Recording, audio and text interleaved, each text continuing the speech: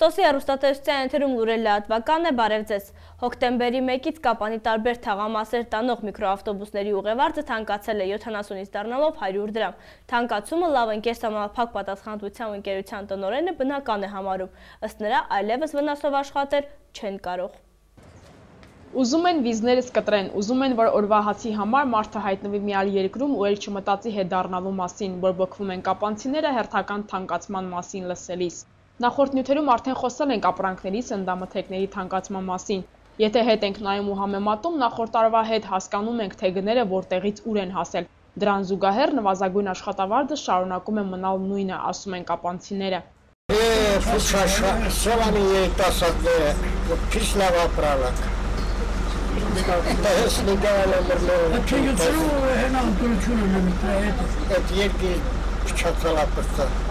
Երթուղային միկրոավտոբուսները եւս թանկացումից հետ չմնացին, հոկտեմբերից դրանք 70-ից միանգամից 100 դրամ են դարձել։ Լավ ընկեր սահմանափակ պատասխանատվությամբ ընկերության տնօրեն Վահե Ամպորցյանի խոսքով ուղևորձի թանկացումը բնական է, ամեն ինչն է թանկացել, չեն կարող անընդհատ վնասով աշխատել։ Վարելիքի գինը եղել է 260-270 դրամ։ Այսօրվա դրությամբ վարելիքի գինը մոտ 60-70% թանկացել, այսինքն այսօրվա վարելիքի գինը դիզելային մեծածախի գինը 410, 420, 430 դրամ, մոտ 60-70% թանկացել է։ Աշխատել ենք ուրեմն 3 տարվա մեջ մեր առաջարկված գնով, ավտոբուսային 50 եւ միկրոավտոբուսային 70։ 2012-ի ուրեմն հոկտեմբերի 1-ի մրցույթով, որում մրցույթը կայացել է միկրոավտոբուսային երթուղիների համար, առաջարկվել է 100 դրամ ուղևորձ։ Ոչ միայն վառելիքն է թանկացել, այլև ավտոբուսների, միկրոավտոբուսների պահեստամասերը, ասում է Վահե Համբարձումյանը։ Իր իսկ խոսքով ամենամեղմը հիմա երթուղային միկրոավտոբուսների ուղևորձն է։ Ոչ թե թանկ է, այլ մարդկանց աշխատավարձն է ցածր։ Երթուղային մեքենաների վարորդներն էլ իրենց հերթին են պահանջում աշխատավարձի բարձրացում։ Ուսումնասիրություններ են կատարվում, ասենք բոլոր ուղևորահոսքը, շարժը, ավելի ցանկալի, եթե ուղևորահոսքը շատ լինի, այդ դեպքում կարելի է ինչ-որ ուղևորձի մասով խորացած, բայց քանի որ ուղևորահոսքը քիչ է, իսկ տվյալ երթուղում աշխատում է մեկ միավոր մեքենա, վարորդ, աշխատավարձ, բոլորը հաշվարկված են, էլի, որը 70 դրամ ընդհանրապես վնասով է, 70 դրամը չի ելիք։ Հոկտեմբերի 1-ի մրցույթի արդյունքում էլ Կապանի վաչական թաղամասում նախկին 2-ի փոխարեն 4 ուղերձ է սահմանվել, գինն էլ 100-ից դարձել է 150 դրամ։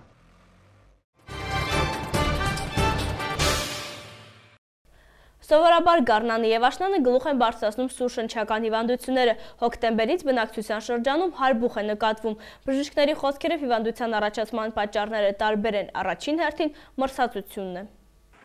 Հոկտեմբերն ասես բացում է հարբուխի սեզոնը, հիվանդության առաջացմանը նպաստում են մրսածությունը, օդի խիստ աղտոտվածությունը։ Ի տարբերություն մեծահասակների, երեխաների շրջանում այս հիվանդությունը ավելի հաճախ է գլուխ բարձրացնում։ Մանկաբույժները խորհուրդ են տալիս մայրիկներին անգամ աննշան նախանշանների դեպքում դիմել բժշկի։ Շնչառության դժվարացում, քթից արտադրություն, հազ, փռշտոց, հազը կարող է երկարել։ Ես խորհուրդ եմ տալիս մեր ծնողներին, որ ինքնաբուժման չգնան, այսինքն ցանկացած այս նշանների դեպքում դիմեն բժշկի, հատկապես մինչև 1 տարեկան երեխաներին, առավելապես մինչև 2 ամսական երեխաները։ Հարբուխը կարելի է սեզոնային հիվանդությունների շարքին դասել, սովորաբար գարնանը եւ աշնանն է հիվանդների թվի աճ նկատվում։ Բժշկու խոսքերով հաճախ եղանակի խախվելով թեթև ենք հագնվում ու չենք նկատում ինչպես ենք մրսում։ Պետք է հաշվի առնել այն հանգամանքը, որ հոկտեմբերից սկսած եղանակը զգալի փոփոխվում է։ Չնայած ջերմաստիճանը բավականին բարձր է, այնուամենայնիվ հիվանդության որոշակի բարձրացում է նկատվում, որովհետև սուր շնչական վարակը, հարբուխը դա մրսածության, ցածր ջերմաստիճանի հիվանդություն է, եւ այս դեպքում մենք ունենք դիմադրողականության անկում,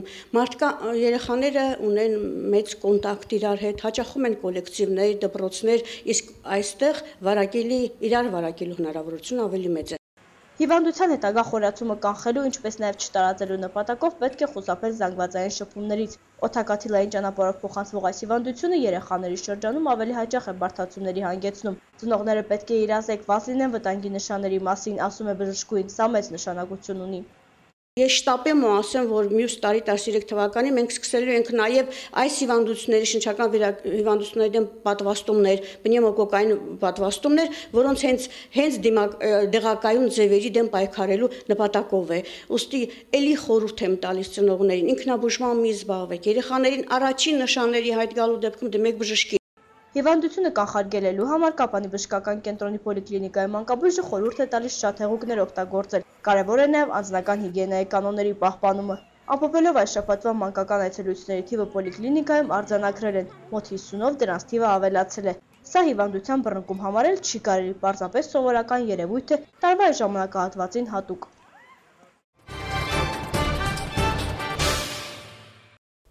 Արդեն 40 տարի է զնգում է վարպետ Վալիկի Մուրճի ձայնը, տասնյակ շենքերի, խաչքարերի ու հուշաքարերի հեղինակ է։ Հիմա մի երազանք ունի կառուցել Աստծո տուն, պատմում են սիսյանցի մեր գործընկերները։ Այն որ ասում են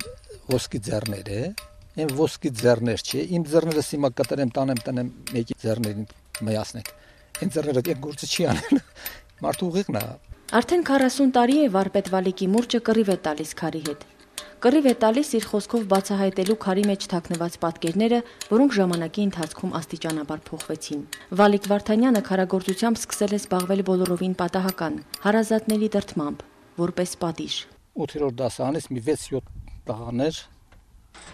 ասանք դպրոց չեն գնալու։ Մերոնք էլ որպես պատիժ մեր տունը ասան դե գնա քարտաշի։ Իմ ախպերս էլ էր քարտաշի։ Երազում էր ֆուտբոլիստ դառնալ, շաշկի էր խաղում ազատ ժամանակ։ Արդեն որոշ հաջողությունների էր հասել, բայց քարերը կանչում էին։ Նոր բացահայտումներ էր ուզում կատարել, ավելի բարդ գործ էր ստեղծել։ Սիրել եմ, որ ինչքան քարի գործը բարդ լինի, ես մարդության համար պայքարեմ էլի։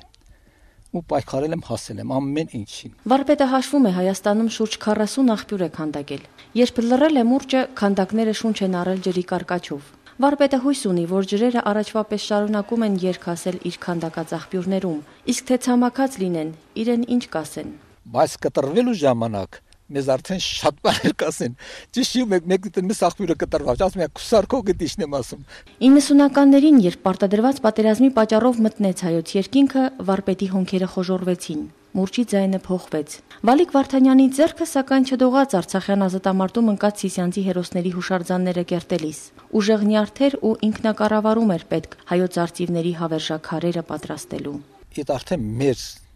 այն հերոս տղաների համար է, էլի։ Ուզում եմ ասեմ, այն մյուրի ձև ես արդեն կառուցեմ։ Վարպետն առանձնահատուկ խանդավառությամբ է խաչքարեր պատրաստում։ Շրջում է Հայաստանում, ուսումնասիրում իր նախնիների աշխատանքներն ու փորձում չշեղվել խաչքարագործ հին վարպետների ուղուց։ Ցավում է ջուղայում տեղի ունեցած խաչքարասպանության համար։ Մեծ կորուստ կրեց համաշխարհային մշակույթը, ասում է։ Այն գանձեր աշխարհում դες բան չկա, այդքան հրաշք գերեզմանոցները պետք է պաշտպանվեն անելի 10000 խաչքար տնես այնտեղ դες ջարդի փշրի թափի ափսոս չէ արվեստն էս վերացնում էլի այդ բոլոր աշխարհի համար էր այդան։ Իր երկարամյա աշխատանքի ընթացքում տասնյակ շենքեր, հուշարձաններ, աղբյուրներ կառուցած վարպետը մի երազանք ունի՝ Աստծո 7 տուն կառուցել։ Մեկ եկեղեցի եւ մեկ մատուր արդեն կառուցել է։ Իր անունը որպես կառուցող վարպետ չի փորագրել, սակայն դա ճիշտ չի համարում։ Նաև դա է պատճառը, որ շատ հաճախ հայկական եկեղեցիներն օտարները համարում են իրենց վարպետների աշխատանքները։ Արևմտյան Հայաստանում վերցնում են մաչիտներ են սարքում եկեղեցի, ձևափոխում են։ Եկեղեցու ամեն 5 քարի վրան պետք է մի հատ խաչ տրվի։ Ամեն մի 5 քարի վրան։ Մի փոճուր խաչիկ, որ չկարան այդ ջնջեն է, թե չէ աղավաղում են, իստիմ ամեն ինչ անում են։ Մտքով հեռու է գնում։ Ասում է վարպետ Վալիկը, ազգս երբ է հասնելու իր մուրազին։ Ասում է ու լռում, ունկնդիր լինելու մուրճի, քարի ու քարից ծնվող նախշի համերգին։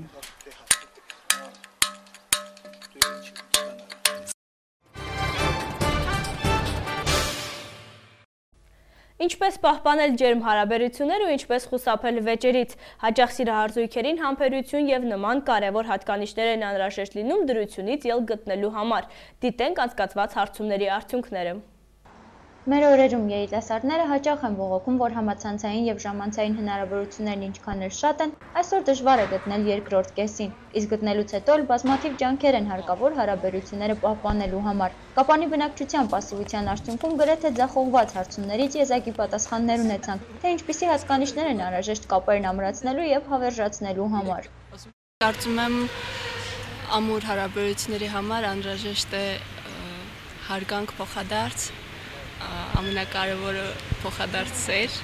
եւ վստահություն։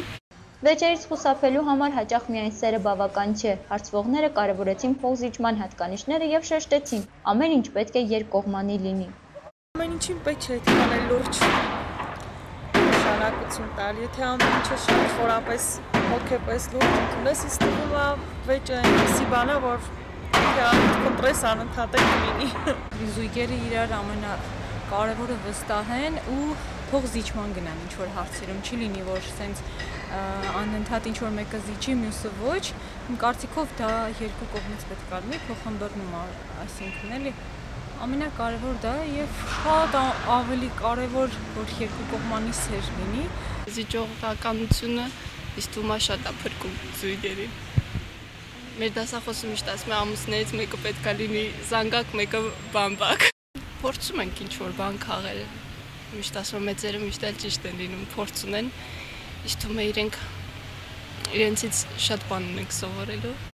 Արաքսյան ու Գարիկը 1 տարի է ինչ հանդիպում են եւ վստահ են, որ բոլոր դժվարություններն էլ հաղթահարելի են, երբ զույգերի մեջ սեր եւ անկեղծություն կա։ Քիչ են վիճում, սակայն վիճելիս էլ սահմանների մասին չեն մոռանում եւ դրանք երկար չեն տևում։ Երբեմն էլ ռոմանտիկ խելահեղություններն են վեճերի տևողությունը կրճատում, թեև իրենց կյանքում հատուկ առիթներ հարկավոր չեն հարաբերությունները նման կերպ գունավորելու համար։ Զույգերն իրենց կողմից երիտասարդներին խորհուրդ են տալիս լսել մեծերին ու նրանց փորձի հիման վրա կառուցել սեփական ընտանիքի հիմքը։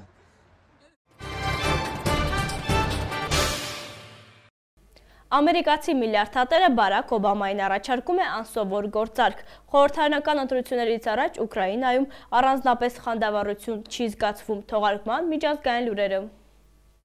Դոնալդ Թրամփը կատարել է խոստումը, բարձրագոչ հայտարարություն է արել Բարաք Օբամայի վերաբերյալ։ Ամերիկացի միլիարդատերն ու մեդիա մագնատը YouTube-ում տեղադրել է իր ելույթը, որում ԱՄՆ նախագահին առաջարկել է անսովոր գործարք։ Դրա հետ մեկտեղ Թրամփը Օբամային համարել է երկրի պատմության մեջ ամենավոչ թափանցիկ նախագահը։ Ես առաջարկում եմ նախագահին գործարք, որից կարծում եմ նա չի կարող հրաժարվել։ Ահա այն ամենը, ինչ պետք է անի, որ ստանա $5 միլիոն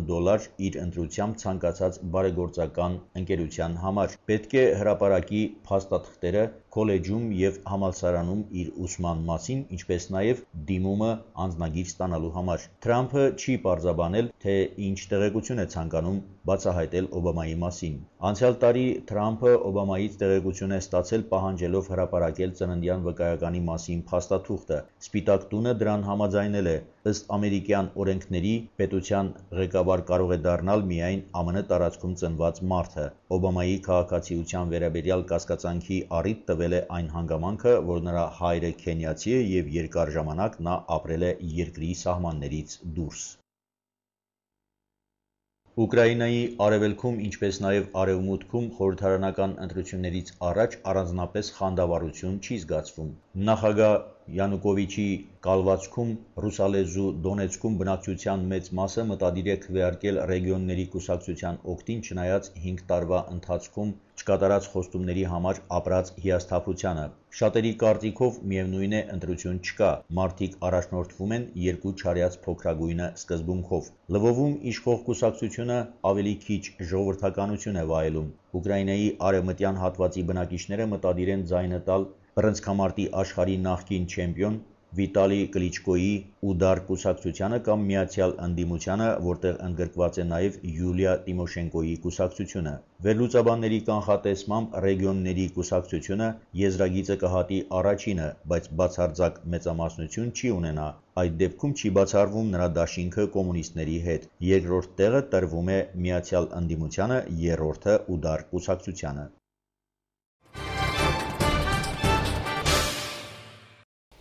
Այժմ համար նախատեսել ենք այսքան, ծանոթացեք նաև եղանակի տեսությանը, իսկ ես ձեզ հրաժեշտ եմ տալիս տեսություն։